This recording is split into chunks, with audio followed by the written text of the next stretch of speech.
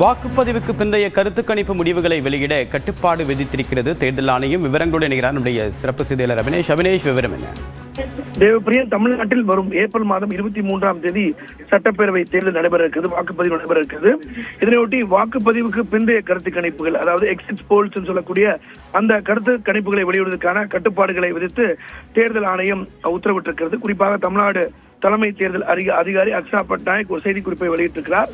அந்த வகையில வரும் ஏப்ரல் மாதம் 9ஆம் தேதி காலை 7 மணி முதல் 29 ஏப்ரல் மாதம் 6:30 மணி வரை வாக்குப்பதிவிற்கு பிந்தைய கருத்து கணிப்புகளை நடத்துவது மற்றும் அதனை வெளியிடுவது என்பது தடை செய்யப்பட்டிருப்பதாகவும், எனவே இந்த கால அளவுக்குள் அதற்கு பிறகுதான் அந்த எக்ஸிட் போல வெளியிடணும் அப்படிங்கிற அறிவுறுத்தல் கொடுத்திருக்காங்க. அந்த அடிப்படையில் 9ஆம் தேதி ஏப்ரல் காலை 7 மணி முதல் 29ஆம் தேதி ஏப்ரல் மாலை 6:30 மணி வரை எக்ஸிட் போல்ஸை எந்த வகையிலும் பிரிண்ட்லோ அல்லது டெலிவிஷன் இல்லை எந்த வகையிலும் வெளியிடுவதற்கான தடையை விதித்து அதற்கான உத்தரவை தேர்தல் ஆணையம் வெளியிட்டிருக்கிறது. அதனை தமிழ்நாடு தேர்தல் அதிகாரி அக்ஷா பட்நாயக் வெளியிட்டிருக்கிறார். தேவப்பிரியன், விரிவான தகவலுக்கு நன்றி அபினேஷ்.